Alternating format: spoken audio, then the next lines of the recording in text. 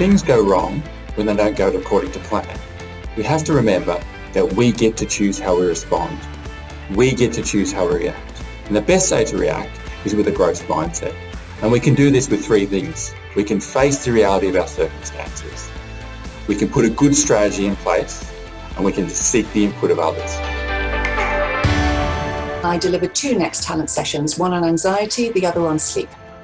My tactics for managing anxiety included rationalization for perspective, planning for control, affirmations, aerobic exercise, a good diet, and conscious breathing or tapping for relaxation. My top tips for getting a good night's sleep are to limit your caffeine, hydrate with water, create a sleep hygiene routine, turn off the technology an hour before bedtime, have a temperature-cool bedroom, and use yoga breathing to relax into your dreams. All the best. Inclusion is the feeling we experience when we can show up to work feeling able to be fully who we are, be valued for being fully who we are, and having a strong sense of belonging. I introduced to you at the session the inclusion cycle, which is a 4-step continuous process which will help you know what to do, whoever you are, wherever you are in the firm, to help build even greater inclusion for yourself and for others. The cycle starts with awareness, being aware of what helps you and others around you feel included. Step 2 is considering your options for action. Based on the awareness you've built, what could you do to create even more inclusion? And thinking about your energy capacity you have for those different options. Step 3 is taking the action. And step 4 is reviewing the impact of that action. Did it have the effect you were hoping? What learning can you draw from it for yourself, for others, for your team, for your office or region, or the firm as a whole? I talked in NextTalent about focus and effective time off. So for focus, it's really important to remember you can learn how to do it. So if you're struggling with maintaining focus, it's a skill you can practice and you'll see an immediate effect. The other thing that we have to remember is unitasking, that idea that you can only do one thing at a time that involves a level of concentration. So can you fold the laundry and watch Netflix? Absolutely. But can you text and talk to somebody or do an email and work on a report? No. There's a tax to that, a cognitive tax or a refractory period. So it ends up taking more time to do it. So unitask.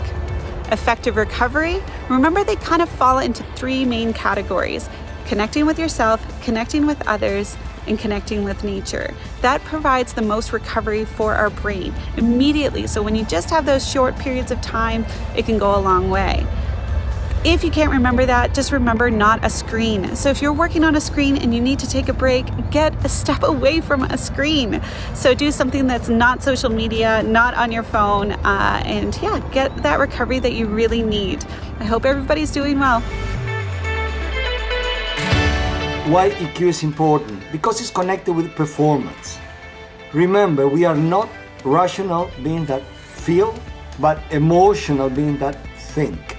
And let's be mindful, we can't manage time. We always manage energy. Learning how to do it better is directly connected with productivity. Have a great day and see you next time. Bye. And when I joined NextTalent Live, we talked about coaching. If you took away only one thing, I'd hope it was about the importance of listening. Really listening. Listening to understand. Not our everyday listening when we listen to formulate a response. Listening to understand requires adopting an attitude of utter fascination, of curiosity about the other person's perspective. So often, the most important thing is for people to feel fully heard and understood. The first thing to say is really these are unprecedented times. We're living in a VUCA world, and the global pandemic has created a huge amount of uncertainty. So there is a huge premium on leadership and quality leadership at this time. The second question we asked was, does leadership look different in times like this? And for me, fundamentally not. But we do have to turn up the volume on some core critical leadership skills that I think we've all been honing over the years. The first of these is courage, the bravery to really tackle some big decisions that we have to step into, whether it's difficult choices on resourcing or awkward conversations that we all wish we wouldn't have to have. but we have to find the courage and the bravery to step into those discussions and dialogues. Second is how we show up. Remember that as leaders we set the tone for our organisation, so having that level of care and interaction and our intent in our conversations is really what people pay attention to. And thirdly, how we look after ourselves as leaders is critical. We want to get to a position of sustainability where we make good decisions that are based when we're resourceful and we've got energy and we've got a way forward.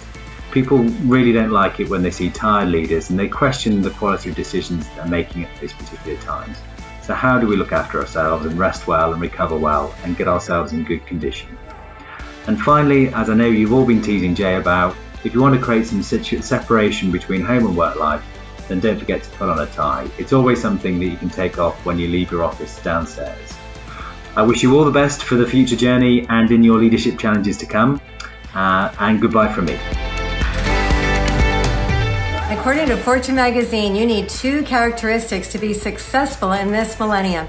And those 2 characteristics are flexibility and adaptability. Because if you're rigid, you break, and relationships break. And what good is it to be broken? Flexibility means to bend without breaking. Adaptability means to adjust to circumstances. So if you can bend without breaking and adjust to circumstances, you will have far more success. Now, when anything goes wrong, and things will and do go wrong, if you tell yourself, it's okay because I'm flexible and adaptable, it will diffuse a tense situation, and also will help you to know that even though the situation might not be okay, the point is that you're okay, meaning you can handle anything. I've had lots of people report to me that they use flexible and adaptable in any situation that happens in work or in life, and they find that it helps them to cope much more effectively. Also, you might want to be like Bob. This is Bob. His name is Bob, but he spells it backwards. He's flexible and adaptable. Watch how fast he bounces back from adversity. He's stretched to the max and boom, bounces right back, and you can do as long as you're flexible and adaptable. Flexible and adaptable, flexible and adaptable. So anytime anything goes a different way than you'd like it to, just tell yourself, you know what? It's okay because I'm flexible and adaptable. AFA all the way. Always flexible and adaptable. I ran a session on how to reduce Zoom fatigue and increase the effectiveness of your conversations using the 3 E's of virtual communication: energy, expression and elegance. So if there's 3 things you remember, it's 1, watch your posture. It will impact how you think, how you feel and how you perform. Secondly, have conversations with people about what works for you and what works for them, whether that's the length of the meetings or whether you have it on phone or video con. And thirdly, get on eye level with your camera. It's better for connecting and better for your neck.